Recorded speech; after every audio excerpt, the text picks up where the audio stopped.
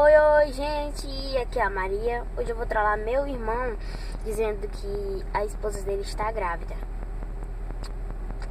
Eu vou dizer pra ele, Igor,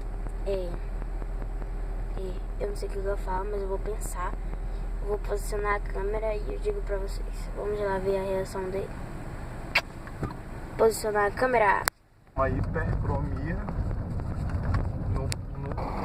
Ei, Igor, eu ia na mandar te contar uma coisa. Eu ia na mandar te contar uma coisa. O quê? Que hoje de manhã me falou. O quê? Ela disse que não sabia como te falar. O que é? Que ela tá grávida. Sabe. É sério, ela me falou que tem um mês só. Por isso que ela tava com um enjoo. É sério, não tô brincando não.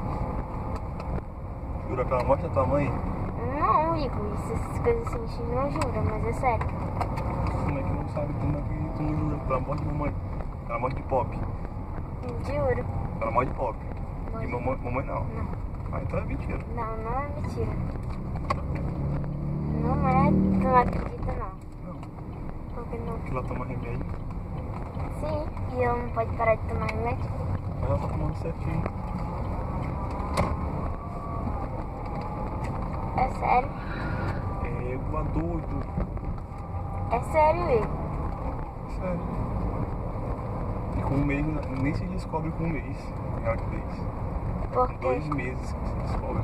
Sim, mas ela tava sentindo enjoo, ela descobriu logo. Ela mesma que disse que logo ela tava grávida. Quem falou? Oi, Ana. Mas só porque não é enjoada. É, Se ela vomitou porque ela tava bebendo cerveja. não. Foi. Se ela bebeu que só esse dia e vomitou porque tava enjoada. Mas foi porque bebeu desde 5 horas da tarde até 10 da noite. Tem aziado? É trollagem. Hoje tu estragou a trollagem. Então é isso, gente. Se inscreva no canal, deixe seu gostei, não deu certo. E um beijo. Dá um beijo. Valeu, galera. Eu vou postar mesmo assim.